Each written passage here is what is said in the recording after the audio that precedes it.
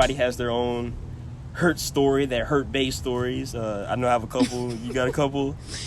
I got a couple of bad stories. I mean, if y'all want to hear some, just tell us in the comments below. Let us know. I got a whole bunch. I ain't gonna stunt.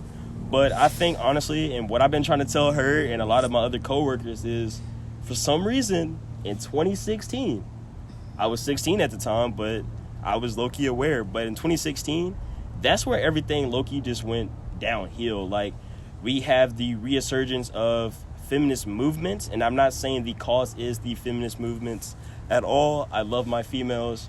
I love the empowerment, but what you do have is some females are taking advantage of the movement and attaching their motives to the movement and pushing out their own agendas to not really hurt men, but to pretty much be pro-women and to, I guess, put backlash on men. What do you think about that? It's kind of a catch-22 because, of course, I'm always have female loyalty. Duh.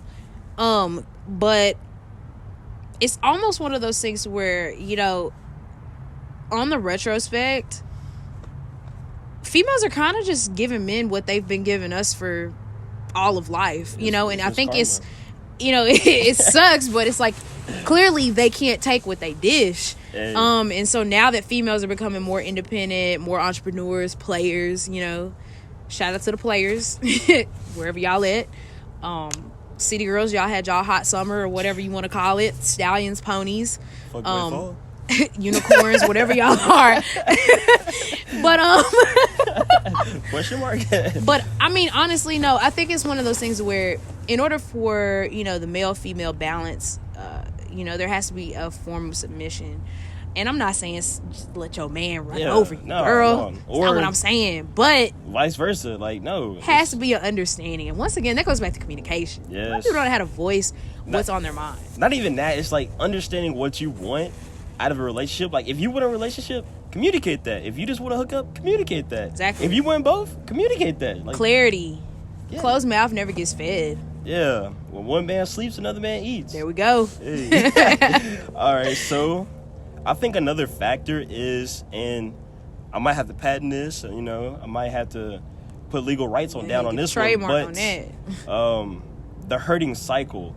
I call it the hurting cycle because I'm not putting blame on females or males. I'm putting the blame on every single one of us. I believe that with the whole hurt-based stories, that we have somebody in our life that when we was in a relationship with, they hurt us to a level of where we become broken. Mm-hmm. And then when we get into another relationship, we bring that baggage into that relationship, and we're not noticing that we're actually damaging and hurting that other significant other that we're with at that time.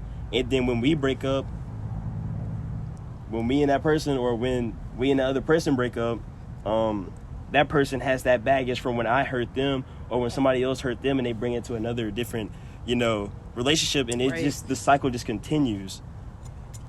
And I mean, it's one of those things. I feel like you're completely right. No wrong makes a right, or two wrongs doesn't make a right. Because a lot of the times, let's say you've got a female who might have, been with the older dude, messes her psyche up, and then she's finally with guys her age.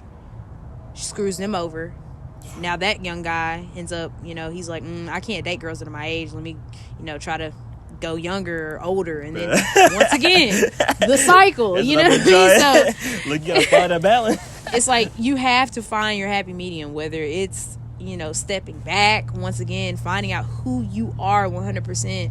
And I'm not saying, don't look at me as no guru or nothing like that. Yeah, no, totally. But, yeah, at the same time, we're still trying to figure things out for ourselves. Yeah, so. It's just you gotta at least be happy. Yeah, we just want to make a conversation about this, and hopefully to help some of y'all think about, your life, to reflect on your relationships. If you're not happy, communicate that.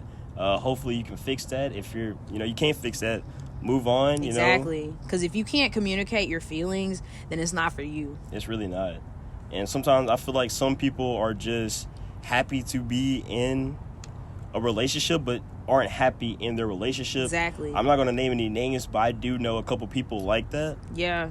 And in my head, it's like, I don't know, like, I consider myself a good friend, but I don't know if it's like one of those things where it's like I should tell them. But it's one of those things where it's like, if you know, you know. Mm-hmm. And I ain't gonna lie, it's none of my business though, to be honest. But it's like something it's just something I see though. Yeah. But it's one of those things where it's like, I can tell you, or I can tell them that, bro, like, this is not for you, but they have to see it for their own eyes. And Exactly. they're not going to move on until they actually see it. And it's like, I hope you figure it out before it's too late. Facts. So just the last question on this one. What do you think are some solutions or a solution to this whole cycle of hurting, to break this cycle and, you know, to encourage the next generation? I'm not gonna lie, it's one of those things where I feel like it's not gonna be able to be fixed. And so unfortunately, you just gotta be a whole lot more precautious. I'm not saying be naive or be you know, on the retrospect, too standoffish or be too guarded. Yeah. But, you know, if you got to talk to God or talk to your mom, whoever, you know, your friends, whoever is that person that you can reason with and, you know, figure out, even if it's just with yourself, you could do a list of pros versus cons. If you have more cons than pros, it's not for you. And just, you know, kind of understand that, you know, everything could be a risk, but don't treat it as you're gambling. Yeah. You know, because you don't want to, like you said, pull that baggage from your past onto the next person who hasn't done anything. Yeah, even from like last episode, I learned from myself that you can't always trust people. But with that, it's like, even though that's kind of like a little baggage that I have to let go for myself, I'm not gonna say I'm not going to, but I'm gonna try not to bring that into any other type of platonic or even like romantic relationships. What I'm gonna start doing is, instead of trusting you outright, I think respect. I'm gonna have that mutual respect and have you gain that trust. Facts. You know, that way it's like, I mean, I don't trust you, but it's like I respect you and I'm gonna listen to you. And then if I figure out that you're lying to me, it's like, well, at least I didn't like trust you with the big things. Right. I think for my solution is, I mean, that's one of them, but I think my solution is, us as like humans, as people, we need to honestly like analyze that we are all broken and we need to come to terms with that. And it's fine to be broken, but it's not fine to stay broken. And I think that we need to really just analyze the pain and what or who caused it. Either if it's like an ex-boyfriend, ex-girlfriend, your family can cause like pain, childhood pain, just anything that you may subconsciously be holding on to. I think we need to bring that up. Either we need to write about it, tell somebody, and to really just heal from that. Facts. And I believe that if we heal from some of the things that's, you know, making us broken, and when we mend that brokenness, that we can actually go into different relationships with, you know, not respect, but clarity, I guess. Clarity.